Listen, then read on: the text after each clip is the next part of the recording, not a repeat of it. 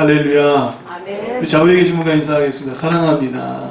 사랑합니다. 축복합니다. 축복합니다. 아멘. 만나서 너무 반갑고 또 보고 싶은 얼굴들 보게 되어서 참 감사합니다. 오늘 본문의 말씀은 저희 한사랑교회 34주년을 창립 34주년을 기념하면서 함께 나누고 싶은 말씀입니다.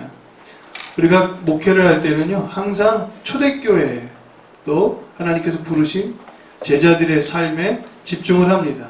그래서 교회는 초대교회와 같아야 하고 모든 목회자와 성도는 제자들과 같은 삶을 살기를 원하죠. 그래서 우리가 성경을 통해서 교회는 어떠해야 하는가, 또 교회는 어떻게 성장해 왔는가, 제자들은 어떻게 순교하고 헌신하며 복음을 위해 살아왔는가를 살펴보는 것이 오늘 창립주의를 맞이한 우리 교회가 함께 나누고 싶은 말씀입니다. 사도행전은 이런 말씀을 서두에 선포하고 있습니다. 같이 읽어볼까요? 시작! 오직 성령이 너희에게 임하시면 너희가 권능을 받고 예루살렘과 온 유대와 사마리아와 땅끝까지 이르러 내 증인이 되리라. 아멘. 이 말씀 암송하고 계시죠? 아멘. 한번 해볼까요? 시작! 오직 화면이 계속 나오네. 권능을 받고 예루살렘과 온 유대와 사마리아와 땅끝까지 이르러 내 증인이 되리라. 아멘. 예, 잘 외우시네요. 감사합니다. 사도행전은 그래서 성령의 권능을 받는 장면이 서두에 나오고, 그래서 제자들이 힘을 얻고 성령의 능력으로 예루살렘에서 복음을 증거하고 예루살렘에 교회가 생기고, 할렐루야. 그들이 이제 유대로까지 복음을 증거하고 유대의 온 땅에 교회가 세워지고, 이제 배척했던 사마리아까지 복음이 전파되어지고 거기에 교회가 세워지고, 할렐루야. 그리고 더 나아가서 이제 소아시아, 다시 말해서 터키 지역과 로마로까지, 그리고 저 멀리 스페인, 어떤 제자는 인도, 또 아프리카까지 사방으로 흩어져서 복음을 전하는 이야기가 바로 사도행전의 내용입니다. 얼마나 멋있습니까? 하나님께서 성령을 부어주셔서 증인된 삶을 살게 된 그들이 예루살렘, 유대, 사마리아, 땅끝까지 복음을 증거하는 이야기가 사도행전 28장까지 기록되어져 있는 거예요. 그래서 사도행전 29장의 이야기는 누구의 이야기입니까? 바로 저희 교회의 이야기가 사도행전 29장의 이야기라는 거죠. 사도행전 29장의 이야기는 모든 교회의 이야기가 되는 것입니다. 할렐루야. 그래서 하나님께서 보실 때 그 다음의 역사, 그 이후의 역사가 바로 이 교회를 통하여서 쓰여져 간다라는 것을 여러분들이 기억하시면서, 어떻게 하나님은 이렇게 교회를 온 땅으로, 세계로, 땅끝까지 확장시켜 가시는가를 살펴보고자 합니다. 그래서 사도행전의 이 초기 앞부분의 이야기, 사도행전 9장까지의 이야기를 좀 살펴보면 이와 같습니다. 오순절에 성령의 임재가 일어나죠. 성령의 임재를 성경책에는, 사도행전에는 성령의 세례를 받았다. 따라하겠습니다. 성령의 세례를 받았다. 성령의 세례를 받았다. 자, 받으셨습니까? 아멘. 대답 크게. 성령의 세례를 받으셨습니까? 아멘. 네, 성령의 세례를 받았기 때문에 우리 하나님의 자녀가 된 거예요. 근데 이 성령의 세례는 한 번으로 끝나는 것이 아니라 계속 흐르고 흘러 넘쳐서 우리 안에 성령의 충만함을 주시고 하나님의 자녀로 살아가도록 변화시켜 주시고, 할렐루야. 아멘. 모든 환난과 어려움과 고난과 장애를 뛰어넘을 수 있는 능력으로 성령의 역사를 계속 부어주실 줄로 믿습니다. 아멘. 떠나지 않으셔요. 그래서 계속 성령의 역사로 말미암아 성령의 은총 속에서 땅끝까지 복음 전가할 수 있도록 멈추지 않는 하나님의 역사가 일어나게 될 줄로 믿습니다. 아멘. 그래서 제자들이 변화를 받죠. 그래서 복음을 전파합니다. 그래서 교회가 생겨나기 시작해요. 교회는 거침없이 부흥하고 말씀이 왕성하게 펼쳐지면서 초대교회는 3,000명, 5,000명씩 회개하고 변화되는 역사가 일어났습니다. 심지어는 허다한 제사장의 무리까지도 하나님께로 돌아온다라는 내용이 나옵니다. 이따가 그 말씀을 좀 살펴보려고 하고요. 그래서 교회가 부흥했습니다. 그런데 교회에 위기가 닥쳐오죠. 종교 지도자들이 교회를 핍박하기 시작했고 유대인들이 살아난 부활하신 예수 그리스도를 자기가 십자가에 못 박으라고 외쳤잖아요. 그러니까 예수의 부활은 거짓이다, 받아들일 수 없다 해서 유대인들과 종교 지도자들이 교회를 핍박합니다. 그 중에 앞장섰던 사람이 사울이라는 사람이죠. 그래서 교회가 순교자를 내게 됩니다. 바로 스데반의 순교죠. 스데반이 순교할 때 옷을 맡았던, 가장 앞장서서 이 모든 것 다 내가 책임질게, 걱정하지 마, 돌을 들어 사람들을 치게 하고 배후에서 조종했던 사람이 사울이에요. 그래서 교회가 순교를 당하고 박해를 당하면서 흩어집니다. 그런데 흩어져서 사람들이 숨죽여 사는 게 아니에요. 예루살렘에서 핍박이 시작되니까 흩어져서 유대로 도망쳤고 사마리아로 도망치면서 거기서 복음을 준 거예요. 너무 멋있지 않습니까? 생명의 역사가 살아나서 감출 수 없고 멈출 수 없는 능력이기 때문에 거기서 복음을 증거합니다. 그래서 흩어졌던 그들이 복음을 전파하기 시작해요. 그래서 이것이 너무 들불처럼 번져가니까 사울이 이러면 안 되겠다 해서 내가 이것들을 그냥 머리끄챙이를 잡고 다 싸잡아서 다 죽여야겠다라는 그런 혈기와 살기를 가지고 다메섹으로 가는 길에 예수님께서 사울을 꺾으시는 거예요. 하나님이 직접적으로 개입하시는 것입니다. 할렐루야. 여러분 가정에서도 마음이 아직 강팍하고 주님을 모르고 주님을 대적하는 사람들이 있다면 하나님께서 꺾어주실 줄로 믿습니다. 여러분의 기도로 말미암아 하나님께서 터치하시고 하나님께서 역사하시고 개입하시고 간섭하시는 일이 일어나야 돼요. 우리의 힘만으로는 안 됩니다. 믿으십니까? 이 교회의 모든 부흥과 성령의 역사는 사람의 힘과 사람의 노력만으로는 안 돼요. 하나님이 개입하시고 하나님이 간섭하시고 하나님이 역사하셔야 할 줄로 믿습니다. 하나님이 사울을 꺾으셔서 개입하시고 역사하셔서 사울이 주께로 돌아와요. 그래서 사도들 앞에 서게 됩니다. 이 사람이 핍박하던 이 사람이 주님께로 돌아왔습니다 라고 하면서 마치는 말씀이 바로 오늘 본문의 말씀이라는 거예요. 그리하여 교회는, 할렐루야, 따라하겠습니다. 그리하여 교회는 평안하고 든든히 서가고 주를 경외함과 성령의 위로로 진행하여 수가 더 많아지더라. 이게 얼마나 멋있습니까? 이렇게 일부가 끝나는 거예요. 예루살렘과 유대와 사마리아까지 복음이 증거되어지고 이제 사울이라는 큰 장애물을 하나님께서 회복시켜 꺾으셔서 주님의 종으로 삼으시고 이제는 이 사울이라는 사람이 사도 바울이 되어서 이제 이방인의 일꾼으로 이방인을 위한 빛으로 하나님이 세우셔서 복음을 증거하는 역사가 사도행전 10장부터 쭉 펼쳐지는 것입니다. 그 중간중간에 성경은 이렇게 정리하고 있어요. 사도행전 2장 47절 같이 읽어볼까요? 교회가 어떻게 성장해 왔는지를 적어주는, 또 보여주는 말씀입니다. 시작! 하나님을 찬미하며 온 백성에게 칭송을 받으며 주께서 구원받는 사람을 날마다 더하게 하시느니라. 초대교회가 무엇했습니까? 하나님을 찬양했죠. 사도행전 5장에 보면 시작! 그들이 날마다 성전에 있든지 집에 있든지 예수는 그리스도라 가르치기와 전도하기를 그치지 아니하니라. 자, 교회가 무엇했습니까? 예수는 그리스도라 가르치고 전도했습니다. 그게 교회인 거예요. 여러분, 우리가 교회를 다닌다 라고 말할 때 우리가 무엇 하는 게 교회예요? 내가 교회를 다니기 때문에 내가 교인이 아닌 거예요. 내가 하나님을 찬양하고 하나님을 예배하는 데서 끝나지 않고 말씀을 배우고 말씀을 전파할 때 그게 교회고 그게 성도인 것입니다. 아멘. 이렇게 얘기하면 부담스러울 수 있어요. 그러나 여러분, 우리가 자기의 본질과 자기의 사명을 잃어버리고 여러분 자기 안에 스스로 괜찮다, 난 좋다, 난 행복하다 라고 말할 수 없는 것입니다. 여기에 진실이 있기 때문에 그렇죠.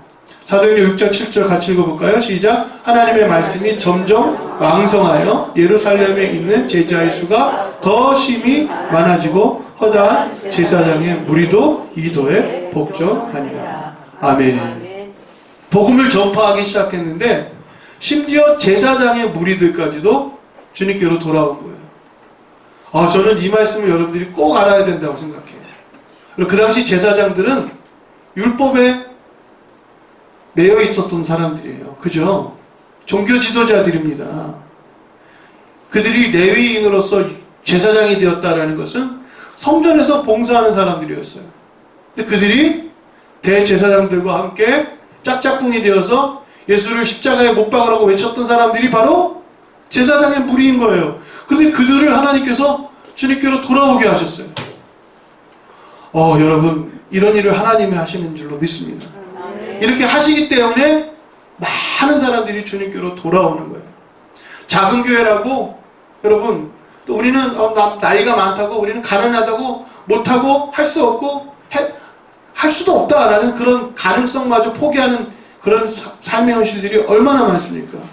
근데 하나님은 하실 수 있고, 하나님은 우리를 통해 그 일들을 이루시고, 하나님께서 도저히 불가능하다 여기는 거기까지, 그 사람들까지도 하나님은 변화시키시는 줄로 믿습니다. 아멘. 제사장들은 사실 여러 가지 불만과 불평이 있었습니다. 왜냐하면 그 당시 제사장들이 대접받지 못했거든요. 왜냐하면 대제사장이라는 사람들이 권력을 쥐고 제사장들에게 제대로 된 목과 그 어떤 일에 대한 품삯을 주지 않았어요. 그래서 성전이 세워지고 나서도 제사장들은 사람들에 의해서 10분의 1이 바쳐져서 그걸로 하나님 앞에 드려지고 또 제사장의 몫이 되었는데 제사장들 대부분들이 다 가난하게 살았어요. 얼마나 어렵고 힘든 삶을 살았는지 몰라요. 그런데도 하나님께 봉사하고 섬기는 일들을 최우선으로 삼았죠.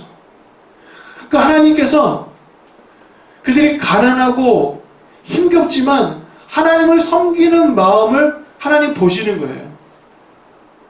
그들이 무지하고 미련했고 어리석어서 예수를 십자가에 못 박으라고 했지만 하나님께서 그들을 외면하지 않으셨기 때문에 주님께로 돌아온 겁니다.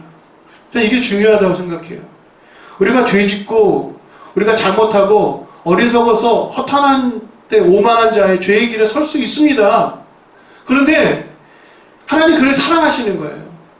하나님께서 그를 선택하셨기 때문에 하나님께서 그가 주님을 위해 성전에서 봉사했던 그리고 타락한 성전이었고 타락한 종교 지도자들이었지만 그런 와중에도 몸을 정결하게 하며 주님 앞에 영광을 올려드리며 살아가려고 했던 그들의 그 속마음을 하나님 보시고 그들이 지옥으로 가서는 그들이 저렇게 예수님을 대적하는 교회를 핍박하는 자들이 되어서는 안 되겠구나 생각하시니까 하나님이 그들을 회복시키시잖아요.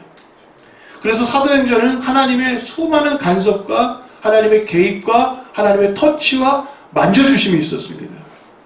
우리 힘으로 할 수 없는 거예요. 여러분들이 기도하셔야 할 줄로 믿습니다. 그래서 하나님께서 만져주시고 하나님께서 선택하신 자들을 반드시 회복시켜 주시고 함께 예배드렸던 사람들이 다 주님께로 돌아오는 역사가 일어나는 놀라운 은총이 일어나게 될 줄로 믿습니다. 아멘. 그래서 하나님께서 사울을 꺾으심으로 교회는 평안하고 든든히 서가고 성령의 위로로 또 진행하게 되고 수가 많아지는 역사가 일어나게 되었습니다. 하나님께서는 사울을 이방인을 위하여 세우신 종이다라고 성경은 말합니다. 사울 자신이 이제 이름을 작은 자 바울이라 하면서 하나님께서 나를 부르셔서 나로 하여금 복음을 증거하게 하셨습니다.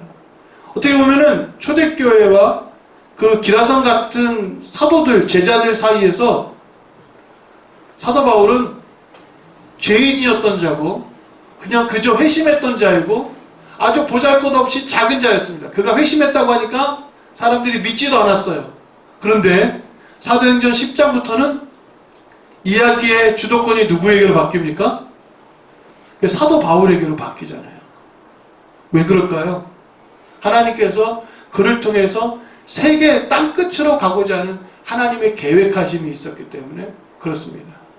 그래서 그를 작게 만드셔서 하나님은 크게 사용하시는 거예요. 보잘것 없었던 자를 하나님께서 강하게 단련시키셔서 하나님께서 믿음으로 사용하시는 그 역사를 우리가 살펴보면서 하나님께서 이제 우리 김만성 목사님을 통해서 34년의 역사와 성역을 이루게 하셨고 또 이제 부족한 저를 통하여서 이제 다음 세대를 이끌어가게 하셨는데 저는 이 말씀이 저 스스로가 깨닫는 말씀이기도 합니다. 제가 사도 바울이 되어서 하나님의 복음을 위하여 더 크게 세워져 가는 종이 되게 하시옵소서.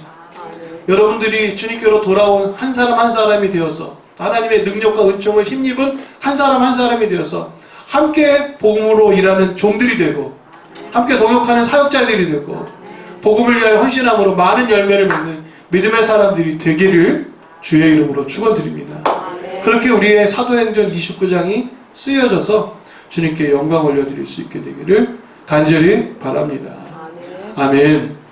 자, 이제 사울이 변화되어져 가는 과정에서 하나님의 섭리와 하나님의 계획하심이 나타나는데 사도행전 9장 31절은 이제 일부의 이야기를 마무리하면서 저는 이제 우리 한 사람 교회는 어떻게 성장하고 무엇을 위해 기도해야 될까? 하나님 교회를 부흥시켜 주시옵소서. 여러분 우리가 기도하지 않는 건 아니에요. 근데 부흥의 방법, 하나님께서 역사하시는 그 실제적인 사건들을 우리가 주목해 보면서 우리의 기도가 조금 더 구체적이기를 바라요. 그래서 이렇게 기도하기를 원합니다. 우리 1번에 보면 유대와 갈릴리와 사마리아 교회가 평안하여 든든히 서가다 라고 하는 것은 평안해졌다라는 것은 여전히 핍박과 박해는 있었지만 하나님께서 함께 하심으로 내적 평안을 이루게 됩니다. 할렐루야. 든든히 서간다라는 것은 예수 그리스도의 믿음의 반석 위에서 든든해져 간다라는 거예요. 그러니까 그리스도의 반석 위에서 믿음의 반석 위에 서 있으니까 평안한 것입니다. 할렐루야. 저는 여러분들이 교회 와서 기도하는 동안에는 소망이 생겨나기를 원합니다. 뭔가 가슴이 답답하고 마음이 애리고 힘겨운 일들이 있을지라도 기도할 때는 하나님이 해주실 거야. 하나님이 고쳐주실 거야. 하나님이 역사해 주실 거야. 그래서 하나님이 고쳐주시는 그 결과를 기대하면서 하루하루를 소망으로 살아가는 것. 그게 평안인 것입니다. 제가 어저께 제 친구를 만나서 이런저런 얘기를 했어요. 제 친구가 교회 권사예요. 남자. 네, 권사인데. 감리교에서는 권사라고 하잖아요. 그런데 믿음이 참 좋아서 정말 기도하는 권사님인데 얘기를 듣다 보니까 어려움이 있더라고요. 친구이지만 제가 목사라는 걸 알고 자기의 사정과 어려운 형편들을 이야기하면서 속 마음을 털어놓은 거죠. 그래서 같이 이야기하면서 제가 기도하겠다 했어요. 믿음이 참 좋은 친구예요. 여러분 모든 사람에게 다 가시와 같은 시련과 아픔이 있습니다. 그것 때문에 울며 불며 히스기야처럼 하나님 앞에 통곡할 때가 있어요. 그런데 하나님께서는 반드시 여러분의 기도에 응답해 주실 줄로 믿습니다. 여러분이 바라고 소망하는 것들을 이루어 주실 거예요. 그러니까 하나님 만져주시고 하나님이 개입하시고 역사해 주실 것입니다. 그 기다림의 시간들 속에 여러분의 마음이 평안해지기를 원합니다. 교회는 그것을 우리 하나님의 말씀으로 선포하는 거예요. 믿음 위에 서 있으면 여러분 든든하게 될 줄로 믿습니다. 교회가 그렇게 되어야 좋지 않습니까? 사람들과의 관계 속에서 힘겨웠던 영혼이 위로를 받아야 하지 않습니까? 내 백성을 위로하라. 너는 내 백성을 위로하라. 하나님 말씀하신 것처럼 하나님의 말씀이 여러분의 심령을 위로하고 여러분의 마음 속에, 여러분의 심령 속에, 여러분의 영혼 속에 주께서 주시는 평안이 넘쳐나게 되기를 간절히 바랍니다. 두 번째로는 주님을 경외하는 거예요. 하나님을 예배하는 겁니다. 나의 평생의 한 가지 소원, 주의 아름다우심과 그 선하심을 내가 노래하며 찬양하기 원합니다. 예배하기 원합니다. 이것이 다윗의 시편에 나오는 내용이고 고라 자손의 시편에 나오는 내용입니다. 하나님께 예배하는 것이 내 평생의 소원입니다. 여러분 주님을 경외하는 것이 여러분 인생의 1순위가 되기를 간절히 바랍니다. 주님을 경외할 때 성령의 위로가 일어나는 거예요. 성령의 위로, 성령의 역사를 원하십니까? 아멘. 하나님을 예배하는 그 순간순간마다 하나님의 영이 여러분의 심령의 감동의 역사가 일어나게 될 줄로 믿습니다. 아멘. 더 나아가서 그들이 그 수가 더 많아지는 왕성하게 부흥하는 역사가 일어났어요. 왜냐하면 한 영혼이라도 지옥에서 떨어져 신음하고 고통받는 걸 하나님 원치 않으시기 때문에 우리를 통해 구원받기를 원하시는 것. 그게 교회의 본질인 것입니다. 자, 이를 위해서 우리가 해야 할 일이 저는 세 가지라고 생각해요. 오순절에 그들이 성령의 세례를 받은 것처럼 우리도 뜨겁게 기도해야 합니다. 여러분, 이 코로나 시대에 기도를 잃어버린 것이 가장 큰 불행인 거예요. 예배의 현장에서 멀어져 가는 것이 우리의 불행이 되는 것입니다. 다시 한번 주님 앞에 나와 주님을 경외함으로 예배하고 뜨거운 기도를 회복하게 되기를 주의 이름으로 축원드립니다. 아멘. 제가 그래서 요즘 마음속에 다짐이 생겼어요. 우리 한사랑교회 예배 때 내가 더 뜨겁게 기도해야 되겠다. 더 뜨겁게 기도해야 되겠다. 내가 불을 던지러 왔다. 주님 말씀하신 것처럼 그 불이 임하여야 사단과의 영적 싸움과 그 싸움을 통하여 일어나는 승리가 일어나지 않습니까? 그래서 주님께서 여러분 기도할 때 성령의 뜨거운 역사와 응답을 주실 줄로 믿습니다. 아멘. 두 번째로는 박해와 순교라는 고난의 시간이 있습니다. 그런데도 그들은 흩어져서도 복음을 준 거예요. 여러분, 시련이 옵니다. 씨앗이 뿌려져서 옥토에서 잘 자라기도 하지만 길가에 뿌려지고 가시와 엉겅퀴와 새가 쪼아먹기도 하고 세상의 시련과 재물의 유혹들이 여러분을 어렵게 하기도 합니다. 그래도 여러분 승리하시기를 바랍니다. 승리하실 수 있습니다. 아멘. 할렐루야. 아멘.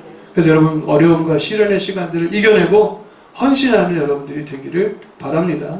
세 번째로는 예배를 통해서 주님을 경외하고 말씀을 통한 영적 성장이 일어나야 합니다. 말씀이 여러분들 사라지면 안 돼요. 여러분들이 말씀을 들었을 때 이거 어디서 들은 거야. 참 복된 말씀, 복된 기억입니다. 근데 여러분 어디서 들었는데 라는 걸로 만족하면 안 돼요. 그 말씀이 여러분들의 현실 속에서 떠올라야 합니다. 어려운 상황이 일어나고 어떤 인생의 이벤트가 일어나고 문제가 일어나면 성경 말씀이 딱 떠올라야 돼요. 그래서 하나님께서 이렇게 하셨지, 예수 그리스도를 통해 이렇게 하셨지, 믿음의 사람들이 이렇게 견뎌내었지 라는 것이 딱 떠올라서 자기의 상황과 그때를 대입하고 문제를 풀어가는 것들이 말씀을 통해서 술술술 나올 때 여러분 말씀의 사람, 능력의 사람이 될 줄로 믿습니다. 아멘. 그렇기 때문에 여러분 말씀이 여러분의 삶을 변화시키는 거예요. 초대교회도 여러분 날마다 성전에서 집에 있든지 예수를 가르쳤습니다. 예수의 부활을 증거한 거예요. 그래서 여러분 예수님이 승천하시고 난 다음에는 예수님의 부활을 못 본 사람들이 얼마나 많습니까? 그런데 또 도마에게 하신 말처럼 너는 나를 본 거로 믿느냐? 보지 않고 믿는 자들은 더 복되다 말씀하신 것처럼 오순절 성령의 역사로 말미암아 복음을 증거하는 제자들의 그 담대한 외침으로 말미암아 많은 사람들이 주님을 믿게 되었고 주님의 부활을 경험하게 되고 부활의 능력 속에 머물게 되었습니다. 그 말씀의 능력이 여러분의 삶 속에 있게 되기를 간절히 바랍니다. 아멘. 말씀은 현장에서 귀를 기울일 때, 눈을 마주할 때 여러분 일어나는 거예요. 그들이 계속 모여서 말씀을 전하였죠. 믿음은 들음에서 난다 그랬습니다. 여기서 말하는 들음은 듣고 또 듣고, 따라하겠습니다. 듣고 또 듣고, 듣고 또 듣고. 귀에 못이 박히도록 듣고 또 듣는 거예요. 그렇게 여러분들의 심령 속에 말씀이 잘 가슴 속에 새겨지면 그 말씀의 능력이 일어나게 되는 거죠.